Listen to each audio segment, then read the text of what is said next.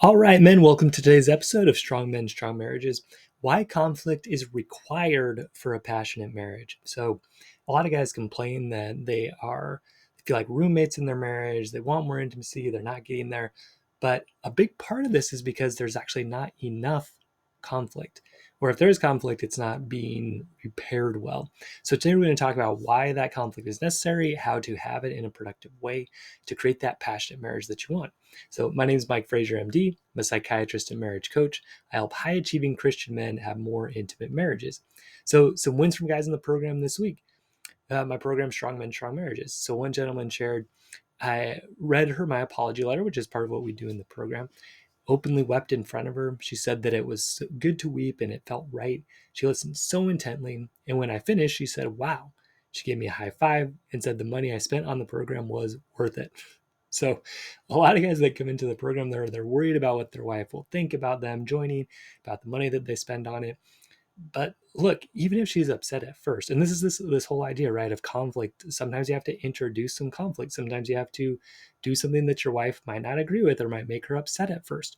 But if it's for the right reasons, like she a lot of times, most of the time, is going to recognize that, right, and say, wow, you have changed, and of course it's worth it to have a better husband, a better father to my kids, a better example. A lot of times it inspires them. I get emails from wives that are inspired themselves to change.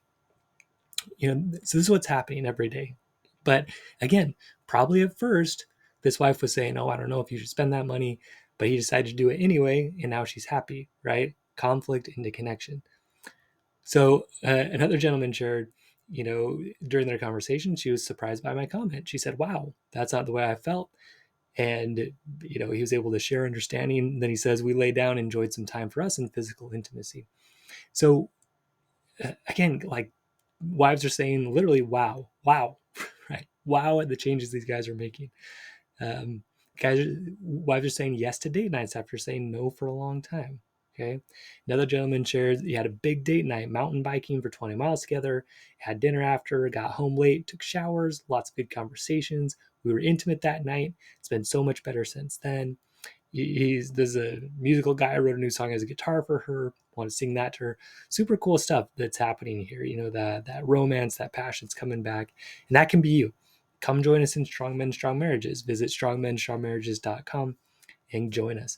So, and then for me this week, again, like my wife and I now, we have more conflict than ever in our marriage. But because of that, it's stronger than ever because we know how to have those conflicts. We know how to repair after. So lately it's been more about parenting, and we're understanding each other more and kind of getting to things that work for both of us around that.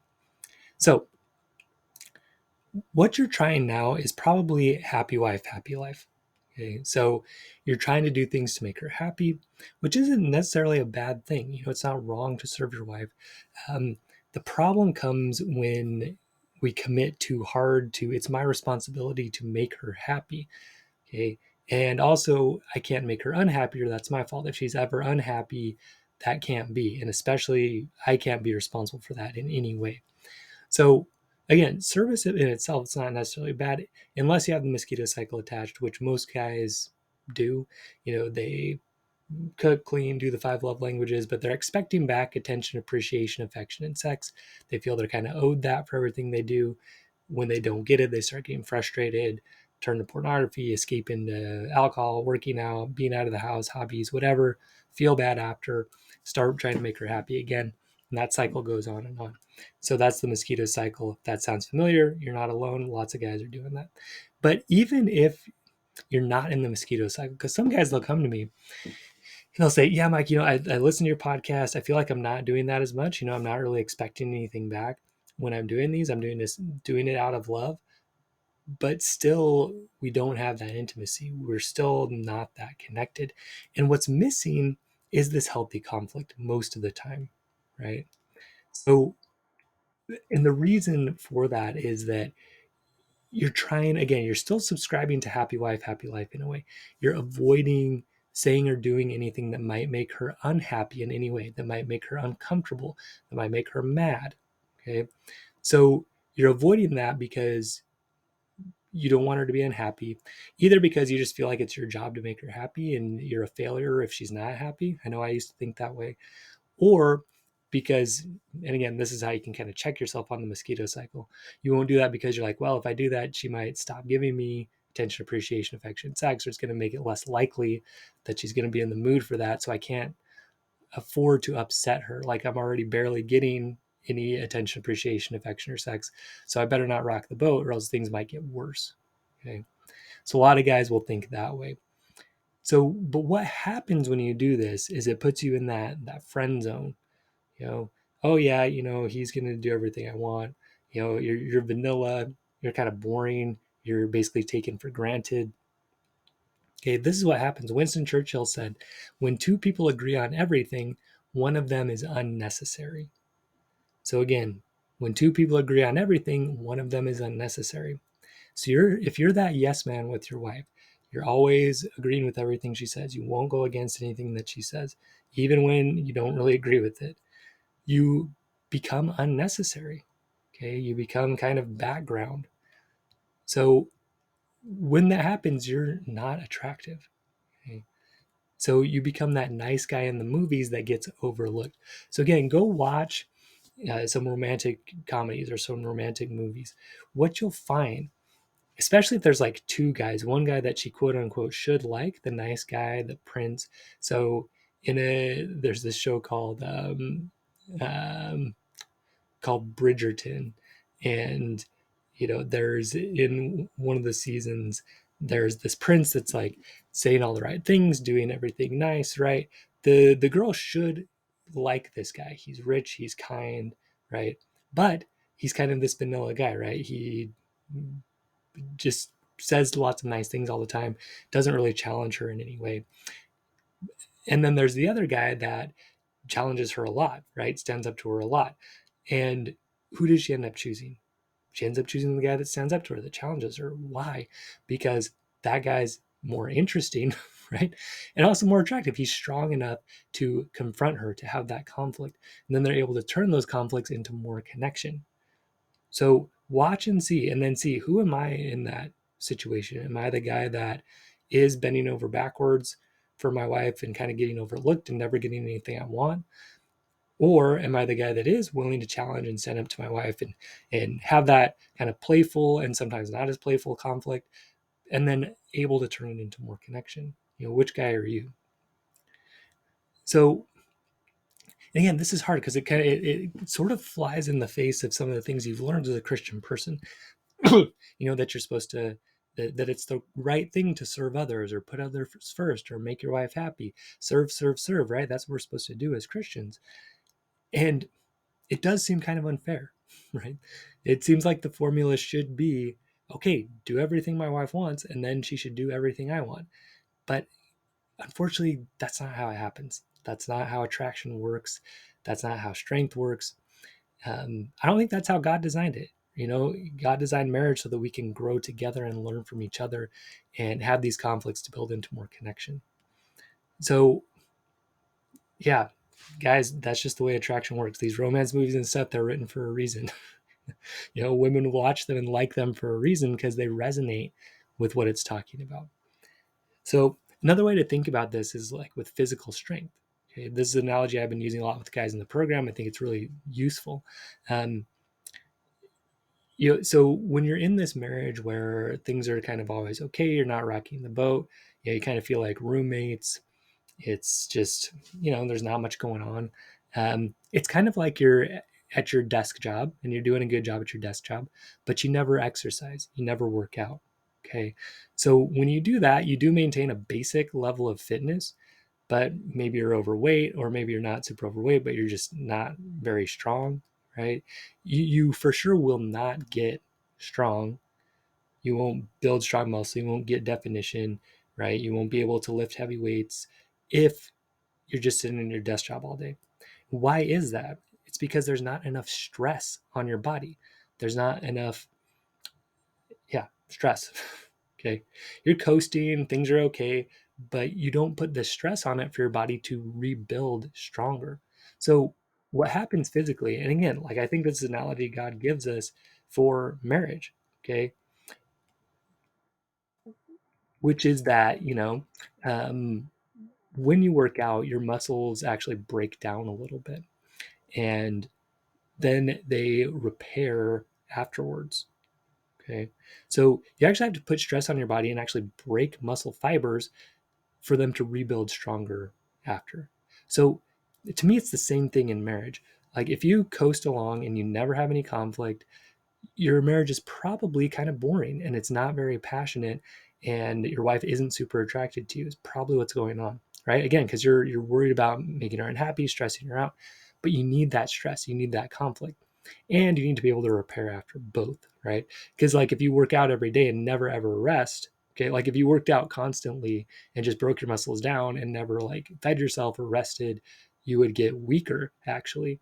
So if you have conflict forever and you never repair, you also, your relationship will get weaker.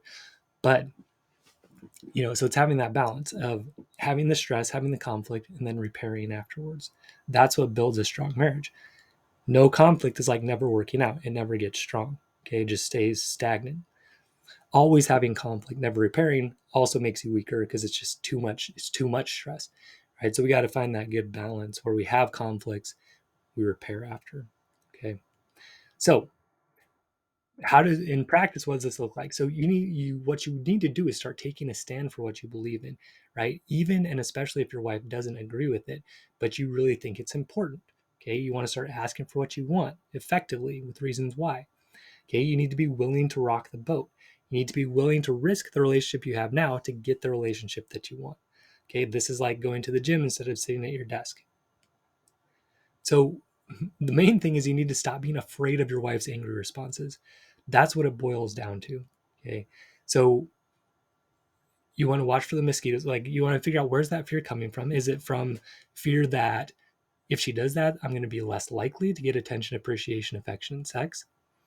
Or is it fear of like, oh, if she's mad, I'm doing a bad job as a husband? Okay. And maybe it's a mix of both, right? I definitely had both of those going on. A lot of the guys do.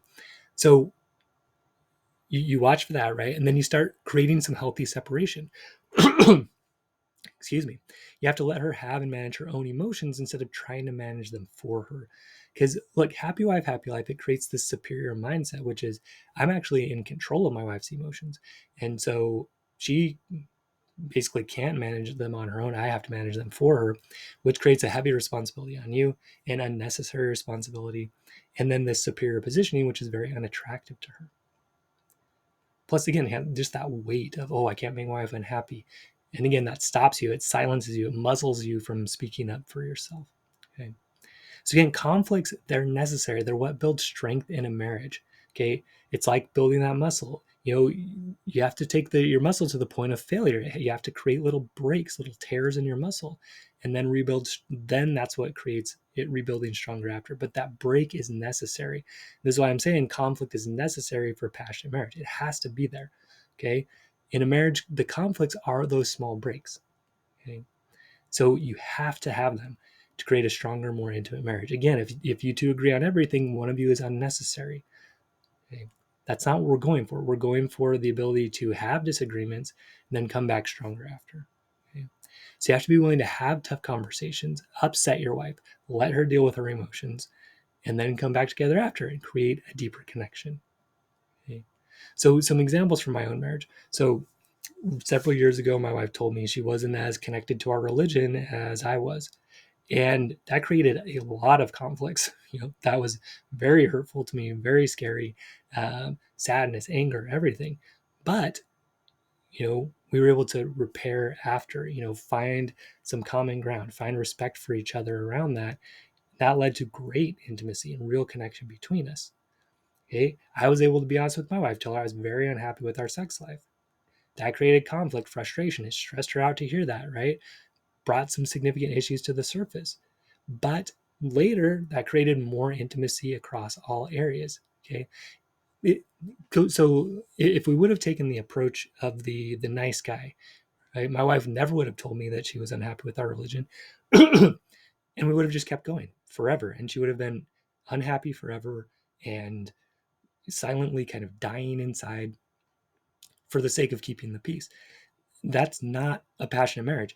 It's not an intimate marriage because it's not honest. Okay. I could have just said forever, well, I guess I'm never having sex in my marriage, and been completely unhappy, right? And frustrated, and all in the name of, oh, I've got to serve my wife, so I guess she doesn't like sex. I better just not ever pressure her about it. Okay.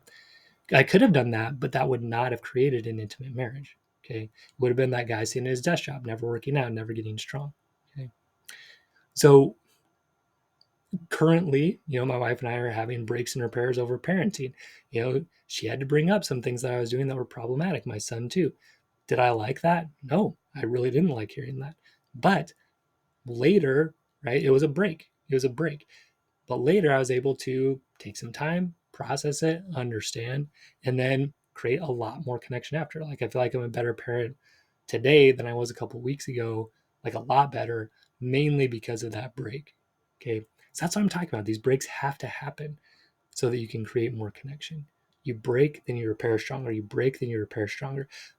This is the path to a stronger body, right? If you're working out, it's also the path to a stronger marriage. You need those breaks, then you need those reconnections after. So, to be able to do this, what skills do you need? You need a strong sense of self worth. So, you're willing to speak up to yourself. Sometimes they call this backbone reinstallation. You have to be willing to stand up to your wife. Okay, not just to be a jerk, but when something's important, even if she doesn't agree with it, you do it anyway. Okay. And then you repair after. So, an example, join this program, right? If it's something you feel like you really want to do, but you're worried about your wife's reaction, listen, if you decide you want to learn these skills, you want to manage your emotions, the stuff we're going to talk about, right? Build up your self worth. And that's something so important to you that you want to do it. Okay. Your wife might not agree with it at first. She might be upset at first. But when you start making these changes, she's going to be grateful. And even if she's not, it doesn't really matter, because if you are becoming more of who you want to be, you are winning. Okay. And most of the time, guys, like what we teach is built on Christian principles. So your wife is more attracted to you because you're learning these skills. It's just what happens. So you also need the ability to manage your own emotions. Okay. A lot of guys don't have that. They don't know how to manage their anger, frustration. So they avoid these conflicts because they don't really know how to manage it. They just shut down. So you need to manage it well. Plus, you need healthy separation to let her manage her emotions. So you got to get rid of that happy wife, happy life mindset. You have to be willing to upset her, and also willing to say, hey, like, you can manage that yourself. You're a big girl. You can manage that yourself. Not from a way of I don't care, but a way of I'm not responsible for that. I'm not in charge of that. I'm responsible in acting for ways that I can be proud of, standing up for myself and still respecting you both. Okay, that's what we're really going for here, that balance. You need the communication skills to both listen well, which some guys are good at that, although a lot of times they're not as good as they think, and then good at expressing themselves. A lot of guys have a lot of trouble with that, for asking for what they want effectively. So you need both. Okay. You need to have the courage to rock the boat. Okay. Think about those guys in the movies. You want to be the one that is willing to challenge, because that's the guy the girl chooses. That's the guy the girl wants to be with. That's the guy that she's attracted to. The guy that's strong enough to stand up for her and stand up for what he believes in. And then you need the ability to repair after conflict. Because if you're like, yeah, Mike, we have fights all the time, but we're not closer. Okay. Like, you need both. Again, you need conflict, you need the stress, but you also need the repair after. So you need to be able to do that, to come back later, to really understand, get into her shoes, have her do the same, express yourselves, get to win-win. Okay. That's the game, right? Is understand her, express yourself, get to win-win. It requires a lot of skills to do that. And we teach all of them in Strong Men, Strong Marriages. So you can have these conflicts, turn them into more connection, have that passionate marriage, create the changes you want, and become the man you want to be, spiritually, mentally, emotionally, physically, sexually strong. That strength is attractive. Okay. Strength and leadership also requires sometimes you do things other people don't agree with or that upsets them. Again, if two people agree on everything, one of them is unnecessary. You don't want to be unnecessary in your marriage. You want to be willing to stand up. Again, that conflict, that's what creates more connection. That's what creates passion. That's what creates intimacy. And again, those little breaks are what create real strength if you can repair after. So come into Strong Men, Strong Marriages, learn how to do all of that, create this passionate marriage that you want. Visit strongmenstrongmarriages.com. You'll click on work with me. You'll fill out an application. We'll review it, get back to you with your best next steps. Okay, men. So visit strongmenstrongmarriages.com, apply to join. Stay strong, men. We'll see you next episode.